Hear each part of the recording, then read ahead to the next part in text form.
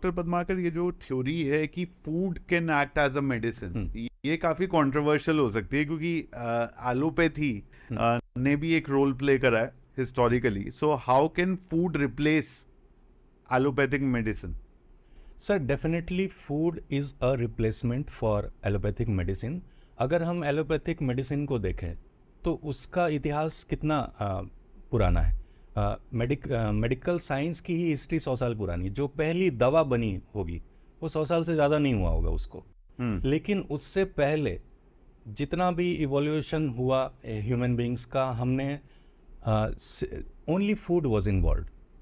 अब अगर हम मेडिसिन को रिप्लेस करें तो क्यों करें, इसको समझना ज़रूरी है। क्योंकि अगर हम कोई भी मेडिसिन खाते हैं तो हमारी बॉडी उसको एज फूड ट्रीट करती है, और जो हमारे शरीर में कमी है, जो केमिकल्स हमको चाहिए, जिसको लैब में बनाया गया है, उसको हम लेते हैं। ये फूड से भी किया जा सकता है। फॉर एग्ज़ाम्पल, सिर्फ आपका ब्रेन और लिवर, लिवर जो हमारे शरीर की केमिकल फैक्ट्री कही जाती है, ब्रेन और लिवर मिलके प्रतिदिन आपके शरीर में 4,500 से ज़्यादा केमिकल्स बना रहा है। कहते हैं ना कि कोई अल्कोहल से एडिक्टेड है। क्यों एडिक्टेड है? क्योंकि उसको डोपामीन चाहिए, उसको सेरोटोनिन, एंडोर्फिन, ऐसे अच्छे वाले हॉर्मोन्स चाहिए।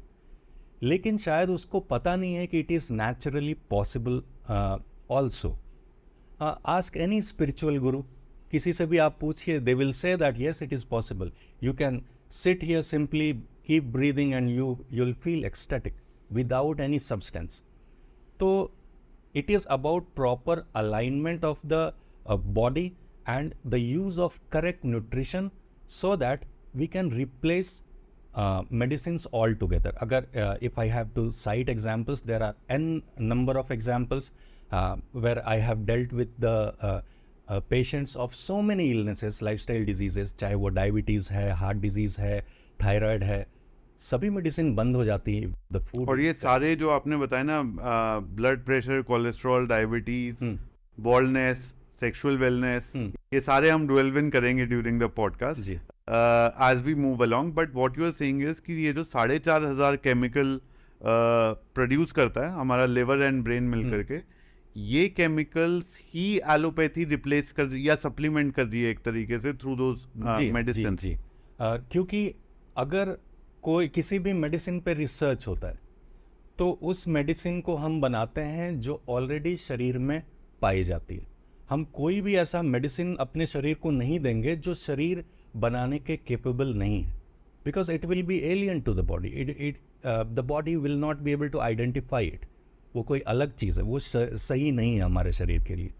दूसरी इंपॉर्टेंट बात यह है कि कभी भी आप मेडिसिन लेते हैं, आप किसी डॉक्टर से पूछिए कि डॉक्टर साहब मुझे डायबिटीज़ हो गई है, शुगर लेवल हाई रहता है, अब मैं ये मेटफॉर्मिन लूँगा तो मैं ठीक हो जाऊँगा।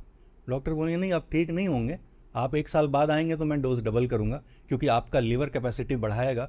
उसको पता है कि ये जो मेटफॉर्मिन है उसको रोक देना है, ये अच्छा नहीं है बॉडी के लिए। वो अपनी कैपेसिटी बढ़ाएगा। जैसे कोई ड्रिंक करता है, वो 1 पैग में उसका काम चलता है पहले दिन, और 1 साल के बाद फिर वो 10 पैग में भी नहीं चलता है। लीवर अपनी कैपेसिटी बढ़ा रहा है। एक समय ऐसा आएगा कि लीवर स्टैंड ले लेगा, फिर बात बिगड़ जाती है। तो कोई भी अगर अल्कोहल ले रहा है या मेडिसिन ले रहा है तो हमारा लीवर उसके साथ एडजस्ट हो जाता है, और फिर 1 साल बाद डोसेज बढ़ेगी। थायराइड के केस में भी हम देखते हैं, बीपी के केस में देखते हैं, डोसेज बढ़ती जाएगी। आप लाइफ टाइम तक उसको मैनेज करते रह जाएंगे, ठीक नहीं होगा। लेकिन if you replace all the medicines by correct well calculated nutrition, so that your body manufactures the needed chemicals inside your body, तो मेडिसिन की ज़रूरत नहीं है। और कोई भी लाइफस्टाइल इलनेस, मेटाबॉलिक डिसऑर्डर, ये रिवर्स हो जाएगा, ठीक हो जाएगा, हमेशा के लिए ठीक हो जाएगा।